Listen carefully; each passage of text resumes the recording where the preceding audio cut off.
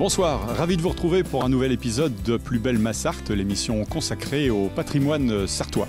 Ce soir, la caméra d'LMTV s'est arrêtée du côté de Ruaudin, une ville de la métropole du Mans située à 7 km au bout de la ligne droite des Hunaudières. Un village que vous allez pouvoir découvrir avec Carole Helot, Madame le maire, qui nous emmènera dans les rues de la cité et nous fera découvrir quelques beaux endroits. Dans la deuxième partie de l'émission, nous recevrons nos chroniqueurs habituels avant de retrouver un auteur de BD, Jean-Christophe Nègre, dans la dernière partie. Voilà, dans l'immédiat, on retrouve Carole Helot, Madame le maire de Ruaudin.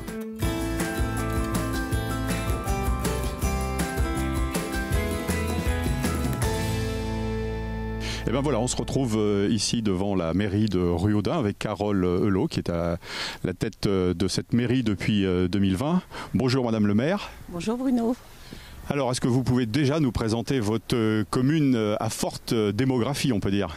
Oui, c'est vrai que depuis 40 ans, nous avons doublé notre population. Ruaudin, c'est une commune très dynamique qui est aux portes du Mans. On est à 7 km du Mans. Première couronne.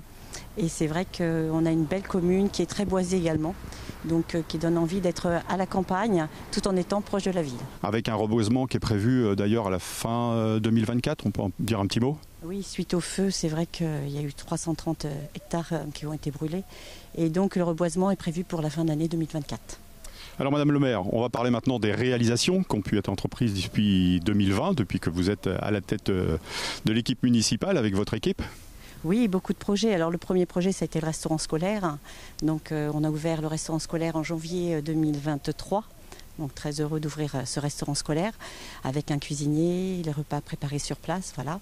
Et puis les futurs projets, c'est bien sûr le centre-bourg. Après, on a le pôle enfant-jeunesse avec une crèche municipale, une nouvelle bibliothèque, le périscolaire, donc un beau projet également. Et puis la mairie, on est en train de se projeter sur une future mairie plus accessible et puis mieux organisée pour nos services. Vous l'avez dit, avec des travaux aussi dans le centre-bourg, avec cette volonté aussi de créer des endroits pour les cyclistes. Oui, tout à fait. Alors ça, c'est intéressant aussi, c'est de se dire que c'est le Mans Métropole qui a pris en charge donc l'opération du centre-bourg. On travaille avec eux, bien sûr, et puis le projet, c'est vraiment les pistes cyclables, les cheminements doux, la nature en ville, parce que ça, c'est important aussi. Donc c'est vraiment un très beau projet de réaménagement, et puis surtout donner une identité ou redonner une identité à Ruaudin, parce qu'aujourd'hui, on est traversé par des départementales et on aimerait bien avoir un vrai centre. Alors on le sait, il y a beaucoup d'entreprises ici à la périphérie de Ruaudin, mais vous pouvez vous appuyer aussi sur un réseau de commerce très dynamique intramuros. On a le boulanger, on a le boucher, on a le pharmacien, la fleuriste. On a quand même un vivier intéressant, on a même un petit supermarché, donc un très beau projet qui va justement par le centre-bourg mettre encore plus en valeur nos commerces de proximité. Alors avec une commune de 3600 âmes, ça veut dire aussi que le nombre d'associations est pléthorique ? On a des petites associations, mais principalement 30 associations sur la commune, sportives, culturelles, qui attirent beaucoup de jeunes ruaudinois, beaucoup de jeunes qui vont au basket, au foot, badminton, judo, enfin voilà, on a tout un ensemble de sports et qui attire beaucoup la population, donc on est très contents. Et puis les Ruaudinois répondent toujours positivement à toutes les activités. Comme d'ailleurs lors du dernier comice agricole qui n'avait pas eu lieu depuis 4 décennies, paraît-il. Oui, c'est vrai. Une nouveauté pour nous parce que c'est vrai que la population ne connaissait pas trop les comices. Et donc, autour de Monsieur Alton, il y a une association qui a été montée pour organiser le comice, qui s'est très très bien passé. On a eu la chance, bon, un petit peu de pluie quand même, hein, c'était fin août, mais on a été très contents d'accueillir ce comice cantonal puisqu'on fait partie du canton des Commois. Vous avez parlé du basket, on peut parler de l'automobile parce que là on est vraiment aux portes des circuits des 24 heures, de la ligne droite des Hunaudières qui est d'ailleurs à cheval entre Mulsanne, Le Mans et Ruaudin. On peut parler de l'écurie d'Ams aussi qui est implantée ici dans la zone artisanale. La zone de Bel Air, oui. Qui est une équipe historique et qui a eu de nombreux pilotes parmi elles qui évoluent aujourd'hui en Formule 1. Oui, tout à fait. On peut parler de Dams, on peut parler d'autres activités autour de l'automobile, mais c'est vrai que sur la ligne droite des Hunaudières, qui reste, comme vous disiez, un lieu quand même reconnu des 24 heures, on a l'auberge aussi des Hunaudières, qui est aussi un lieu primordial par rapport aux 24 heures. Donc tout ça ensemble, ça fait on parle de Ruaudin quand on parle des 24 heures. Eh bien, merci Madame le maire. On se retrouve tout à l'heure pour la suite de cette émission. Et puis là, on va partir à la rencontre des gens qui font la vie du village et qui animent aussi Ruaudun.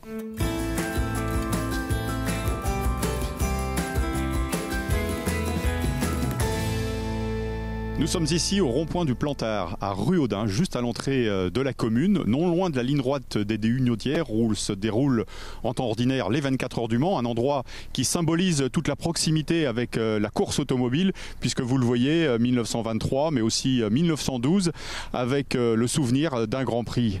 Philippe Perrier, bonjour. Vous êtes le président du comité de jumelage avec une ville italienne dont vous allez nous parler, mais aussi des Hunaudières. Président du comité de jumelage avec une ville italienne qui s'appelle UGAT Trevano et président du comité d'organisation des Hunaudières, puisque c'est le comité de jumelage en association avec la mairie de Ruaudun qui porte cette animation qui se déroule traditionnellement le mardi de la semaine des 24 heures. Alors Philippe, la transition est toute trouvée parce que quand on parle Italie, on parle marque italienne avec Ferrari notamment, et ce sera le thème de l'édition, la 8e édition je crois des Hunaudières cette année. Alors c'est ça, pour la 8e édition, qui correspond aussi à un anniversaire, puisque c'est le 10e anniversaire du jumelage avec la commune du UGAT Trevano.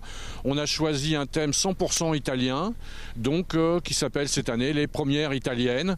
Donc pour les victoires Ferrari, les victoires Alfa Romeo, la première participation de Lamborghini en catégorie reine, et aussi la première participation 24 heures du Mans d'un constructeur un petit peu plus méconnu italien, Isotta Fracchini.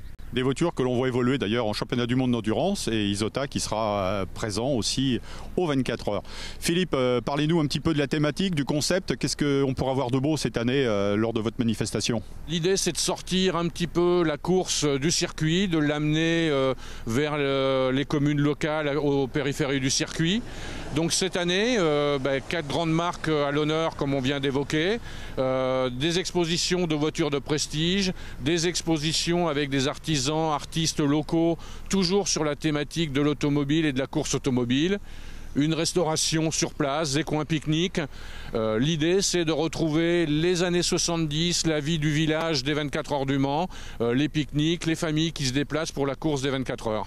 Avec Patrick Shedden, donc vous êtes à la tête de cette organisation, avec, on peut l'imaginer, beaucoup de bénévoles. Les Hunaudières, c'est environ 80 bénévoles, une grosse soixantaine le jour de la manifestation, et puis d'autres, mais aussi les mêmes, qui retravaillent la veille et le lendemain pour le montage et démontage, et un groupe d'organisation d'une quinzaine de personnes qui travaillent 8 mois l'année à préparer cette animation. Philippe, un dernier mot sur l'endroit, le lieu, tout ça va se dérouler?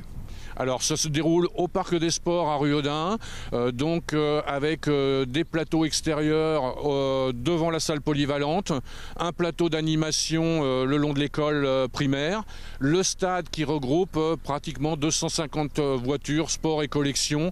C'est l'endroit où se retrouvent tous les collectionneurs et amateurs de belles voitures le mardi de la semaine des 24 heures. Eh bien, rendez-vous est pris. Merci Philippe.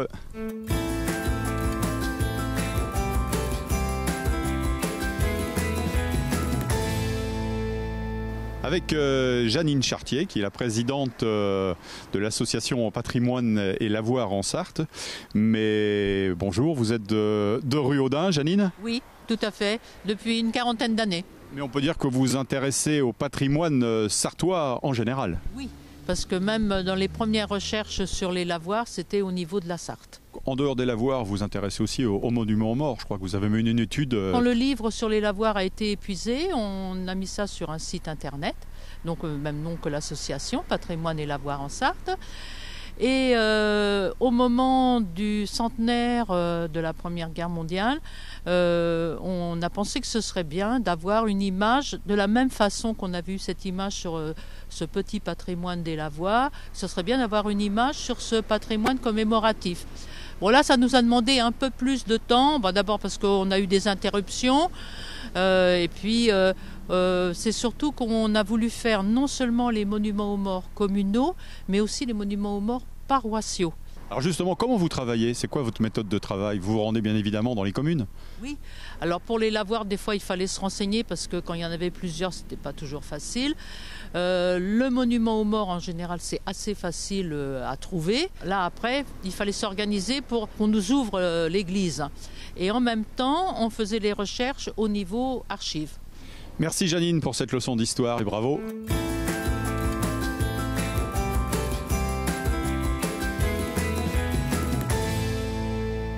Après la culture, parlons sport. Ici, dans le domaine sportif de Ruaudin, nous sommes juste à proximité du terrain de football, mais aussi de la salle de basket de Ruaudin. Une salle aux couleurs de Vincent Collet, si on peut dire, qui était l'entraîneur de l'équipe de France, qui est toujours et qui sera aux Jeux Olympiques prochainement. Un Vincent Collet sartois d'adoption et que le président Serge Rivet, vous le connaissez forcément bien puisqu'il est passé ici à Ruaudin. Voilà, alors il est passé à une époque où je n'étais pas président, mais... il a marqué de son empreinte la GS Ruaudin, comme il a marqué le MSB. Il était résident à Ruaudin et il a produit quelques interventions basket au niveau du club.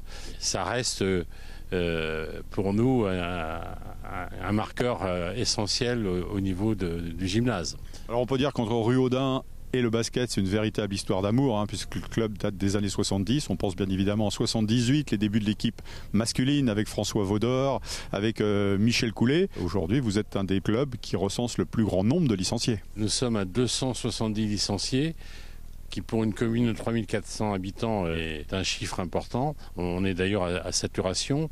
On a 21 équipes en compétition avec un encadrement conséquent. On a une école de basket qui fonctionne très bien puisque nous avons 110 licenciés de U7 à U11, ce qui nous a permis d'avoir la plus haute distinction nationale concernant l'école de mini-basket puisque nous venons d'obtenir le label 3 étoiles. Est-ce qu'on peut dire que l'équipe féminine est un peu le porte-étendard de votre club puisqu'elle a évolué en National 3 il y a encore quelques années? Ben moi je suis arrivé à la GS Ruaudin au moment où cette équipe était en National 3 puis qui est montée en National 2.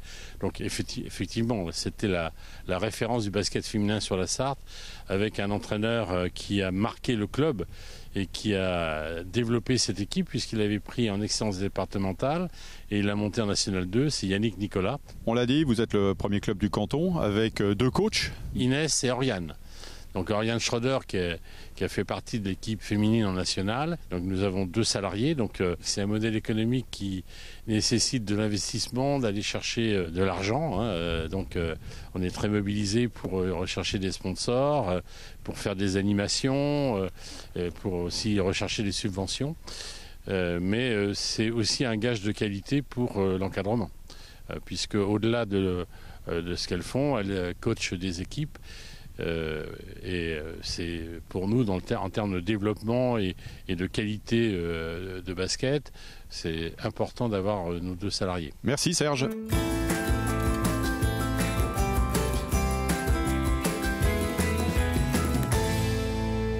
Voilà, on se retrouve puisque l'émission touche bientôt à sa fin, ici dans un endroit très bucolique de Ruaudin, avec Madame le maire qui va nous parler de cet endroit fort sympathique qui est la ferme des Douves. Pourquoi la ferme des Douves ? Alors un beau projet sur la ferme des Douves, un projet de mise en valeur de notre patrimoine naturel avec un lieu qui se voudra convivial, intergénérationnel et qui permettra à tous les Ruaudinois de profiter d'un espace agréable avec beaucoup d'arbres, beaucoup de jeux pour les enfants. C'est un endroit aussi qui est le point de départ de nombreuses randonnées. Oui, alors Ruaudin, c'est aussi 35 km de randonnée. Donc c'est 4 randonnées, dont une rando clim et également une rando qui est accessible aux personnes en mobilité réduite et puis aux poussettes. Voilà. Donc plutôt très agréable, dans des espaces boisés, donc des belles balades le long du Roulle-Crotte entre autres. Et pour les sportifs, c'est des chemins justement qu'on va parcourir sur plusieurs kilomètres.